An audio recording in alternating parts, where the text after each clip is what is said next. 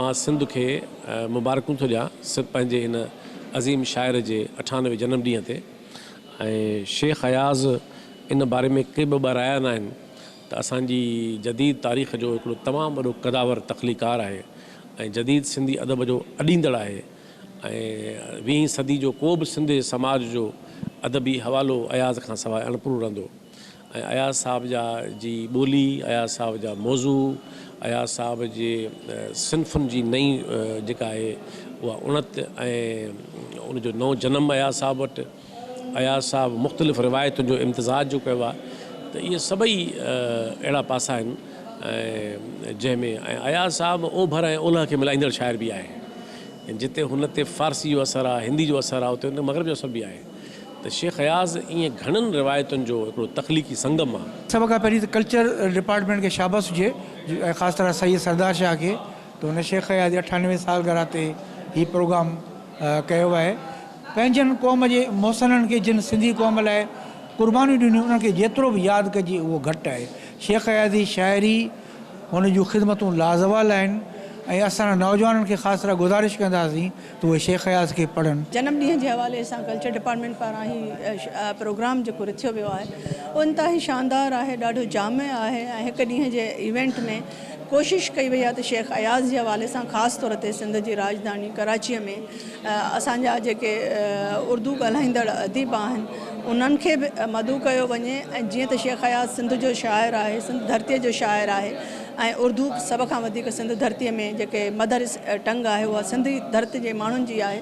त उन्हनि खे मिली करे असां अयाज़ जो जेको प्यार जो, अमन जो, मोहबत जो जेको हुनजी ख़ुसरू ऐं लतीफ़ खे बराबरि करण जो फ़लसफ़ो आहे, सोच आहे, उनखे अॻियां वधाइजे। जेके 3 किताब आया आहिनि ख़ासि तौर ते उनजी महूरत थी, जंहिंमें इसाक़ समेजो साहब, नूर अहमद जंजी साहब ऐं इन खां अलावा फयाज़ लतीफ़ साहब जा किताब उन्हनि जी महूरत थी। छो त माण्हू हाणे मां सम्झां थी पहिरियों भिटाई उन ते घणो लिखियो वेंदो हो तहक़ीक़ी हवाले सां, ऐं हाणे वरी शेख अयाज़ ते तमामु घणो तहक़ीक़ी पासो ॾिसां पई त नौजवाननि पासे तवजह ॾियनि पिया। ऐं अदीब बि, शाइर बि तहक़ीक़ ऐं तनक़ीदी किताब शेख अयाज़ जे हवाले सां उहो शाया कंदा। ई सुठी ॻाल्हि आहे त इहा जेका त वधि में वधि जेको शाइर आहे नौजवाननि ताईं पहुचे ऐं माण्हुनि ताईं पहुचे। शेख अयाज़ जदीद सिंधी शाइरी जो तमामु वॾो नालो आहे।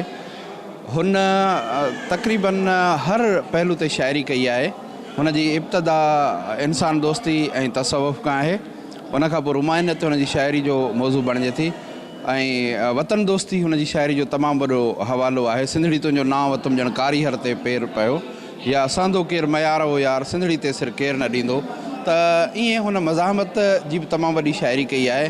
हिकिड़े पासे हुन वटि मज़ाहमत आहे, ॿिए पासे रुमानियत आहे, टे पासे इंसान दोस्ती आहे। त हू घणो रुखो शाइर आहे ऐं हुनजी शाइरी जो हर रुख तमामु घणो जानदार आहे।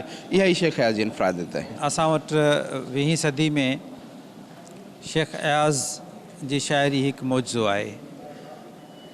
ईअं खणी चइजे त 20वीं सदी खे शेख अयाज़ जी सदी करे सॾिजे त उन में को वधाउ कोन थींदो।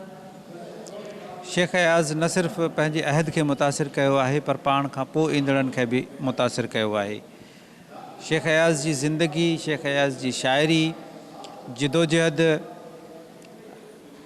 इहा ई शाइरी हुई जंहिंजे लाइ, पंहिंजे वतन जी शाइरी हुई जंहिंजे लाइ हू जेलनि में बि वियो, जेल कटियाईं, ॾुखिया ॾींहं ॾिठाईं, पर हू पंहिंजे मौक़फ़ तां न हटियो।